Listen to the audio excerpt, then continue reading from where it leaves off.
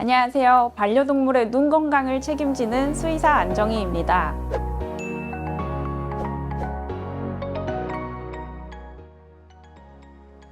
나와 함께 생활하는 반려견, 반려묘들이 바라보는 세상은 어떨까 궁금하신 적이 있으신가요?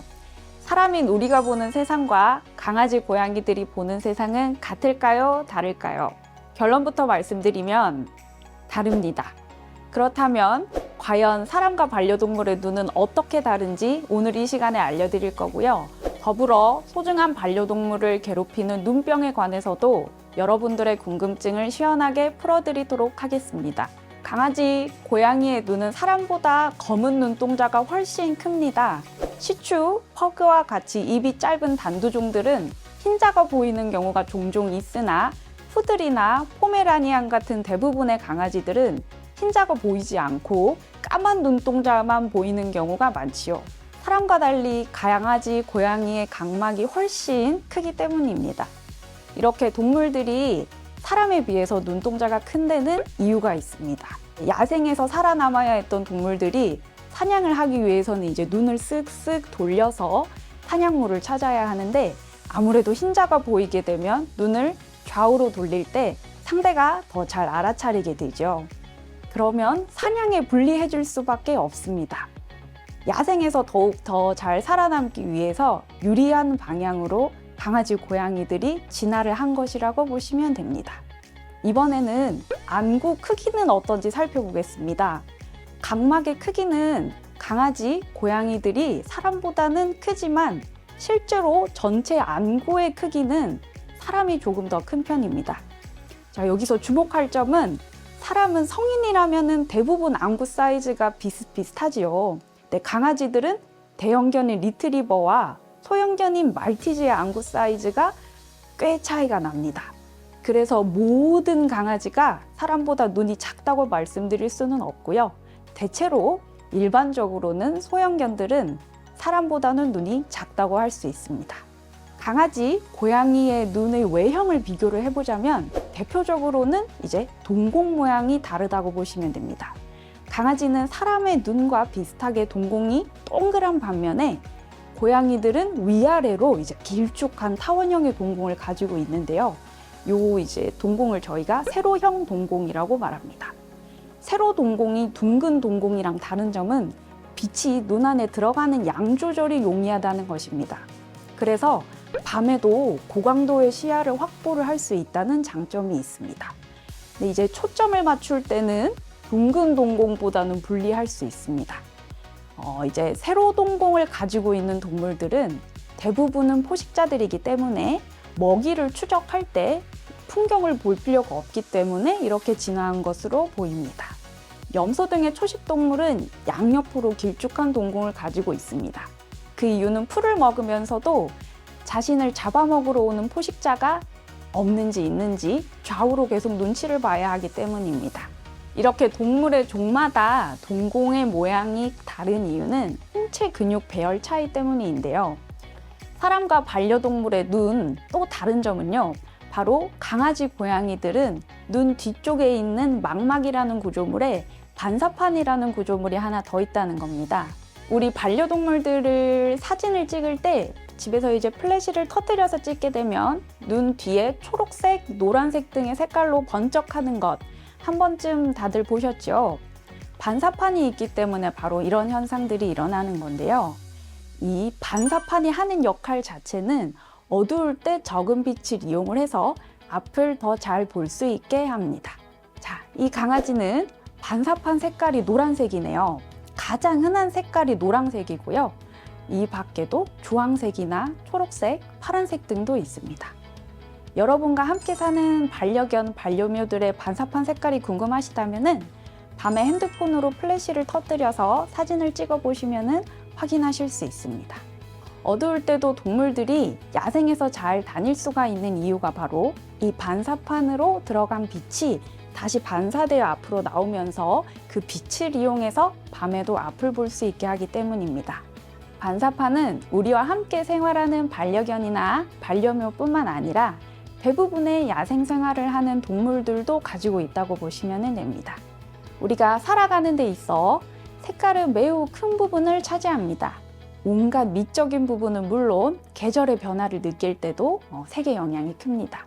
알록달록 꽃이 피어나는 봄을 느낄 수 있고 초록이 짙어지는 나무를 보며 여름이 왔음을 실감할 수 있지요. 그렇다면 반려견들은 어떨까요? 강아지들이 생맹이라는 이야기는 많이들 들어보셨을 겁니다. 저희 진료실에 오시는 보호자님들도 강아지는 생맹이라던데 모든 색깔을 구별을 못하는 걸까요? 라고들 질문을 많이 하십니다. 다행히 그렇지는 않고요. 다만 강아지들은 빛을 인지하는 세포의 종류가 사람보다 적습니다. 그래서 완전한 생맹이라고 말씀을 드릴 수는 없지만 실제로 사람보다 인지하는 색의 숫자가 훨씬 적습니다. 빨간색은 거의 노란색이라고 인식을 하고 초록색 또한 인지를 거의 못한다고 보시면 됩니다. 왼쪽이 사람이 보는 세상이라면 오른쪽은 강아지들이 보는 세상이라고 생각을 하시면 됩니다. 고양이도 강아지와 마찬가지로 빨간색과 초록색은 잘 구별하지 못하는 색약입니다. 강아지보다는 보라색은 조금 더 인지를 하기는 하나 기본적으로 두 종 다 사람의 정록 색약과 유사하다고 할 수 있습니다.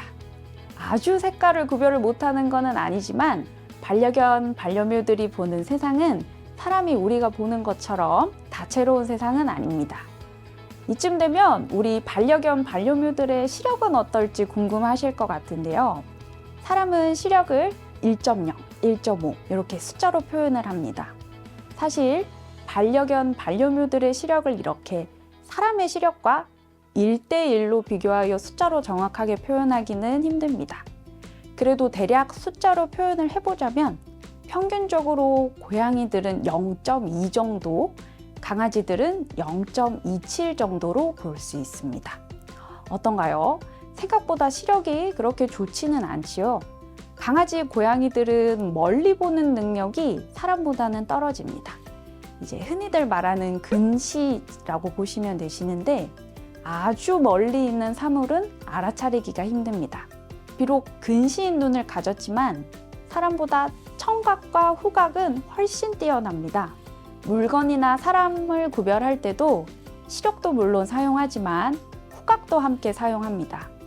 시각이 뛰어나지 않아도 다른 감각을 이용해서 이 넓은 세상을 충분히 느끼고 있다고 보시면 됩니다. 강아지들이 보는 세상과 우리가 보는 세상을 비교하자면 이렇습니다. 사람인 우리가 보기에는 조금 답답한 사진이지요. 초점도 부였고 색상도 뚜렷하지 않고요. 마치 때가 잔뜩 탄 유리창을 통해 안개 낀 세상을 보는 느낌이랄까요. 그러나 반려동물의 시력이 사람보다 나쁘다고 해서 안타깝게 생각하실 필요는 없습니다. 앞에서 말씀드렸듯이 강아지, 고양이들은 과거에 사냥해서 살아남아야 했기 때문에 움직이는 물체에 대한 시력인 동체 시력은 사람보다 훨씬 뛰어납니다. 야생에서 살아남기 위해서 그들 나름대로 유리한 방향으로 진화를 했기 때문이죠. 그래도 안타까운 마음이 든다면 다음 이야기를 들으시면 마음이 놓이실 겁니다. 자, 우리 시청자분들 한번 따라 해보세요. 머리를 고정을 한 상태에서 좌우로 눈을 돌려봅시다. 사람은 눈을 아무리 돌려도 머리 옆까지는 보이지 않습니다. 하지만 강아지들은 머리를 돌리지 않더라도 최대 290도까지도 볼 수 있습니다. 엄청나게 넓은 시야이죠. 이만하면 옆은 물론 뒤까지도 일부 시야에 포함이 된다고 할 수 있습니다. 특히나 코가 짧은 단두종보다 코가 긴 장두종들이 시야가 더 넓습니다. 대표적인 장두종 반려견으로는 보더콜리, 이탈리안 그레이하운드, 셰퍼드 등이 있고요. 고양이들도 마찬가지로 최대 280도 정도 볼 수 있습니다. 대단하지요? 사람도 이 정도로 넓게 볼 수 있다면 어땠을까요? 아마도 많은 것들이 지금과는 다를 것 같네요. 다음은 흔히 눈병이라고 부르는 증상에 대해서 알아보겠습니다. 우리도 피곤하거나 하면 눈이 충혈되고 가끔 다래끼가 생기는 등 사람에게도 눈병은 흔한 질병인데요. 특히나 스스로 눈 관리가 어려운 반려동물에게는 더욱 흔한 질병이라고 할 수 있습니다. 강아지에게 많이 생기는 눈병으로는 결막염과 안구건조증이 있습니다.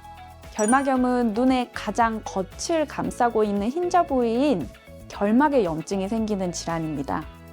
여러 가지 해로운 물질이나 자극에 의해서 눈 주변의 결막에 염증이 발생을 할 수가 있는데요. 가장 흔한 원인으로는 세균, 바이러스 등에 의한 감염성 결막입니다. 샴푸 등 화학물질에 의한 결막염, 그리고 알러지성 결막염 등도 발생합니다. 결막염이 발생하게 되면은 흰자가 우선은 빨갛게 변하고요. 부종이 생기며 점성이 있는 눈곱을 동반을 하게 됩니다. 결막염이 있는 경우에는 눈에 자극하지 않게 눈곱을 제거해주고 안약을 넣으며 관리해야 합니다.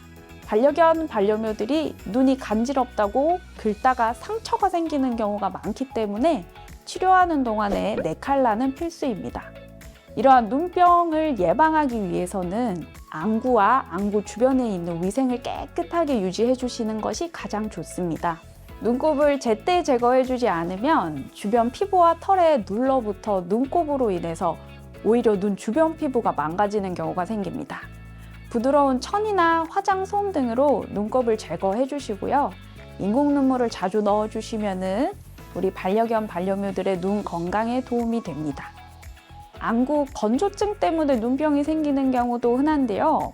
집에서 키우시는 반려견, 반려묘가 눈 표면이 거칠거칠해지고 충혈이 자주 되며 노란 눈곱이 낀다면 안구 건조증을 의심해 볼 수 있습니다. 이 사진은 안구 건조증이 아주 심한 강아지의 눈입니다. 노란색의 끈적이는 눈곱이 눈을 덮고 있고 각막도 투명하지 않고 까맣게 보입니다.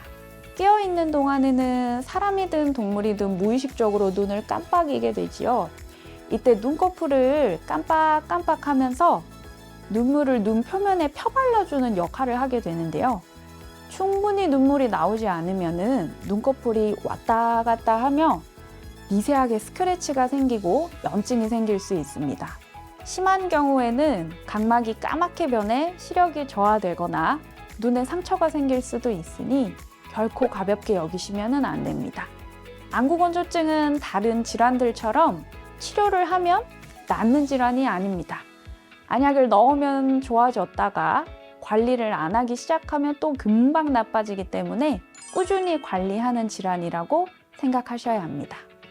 이번 시간에는 반려견, 반려묘들에게 흔한 눈병과 반려동물의 눈과 사람 눈이 어떻게 다른지에 대해서 알아보았습니다.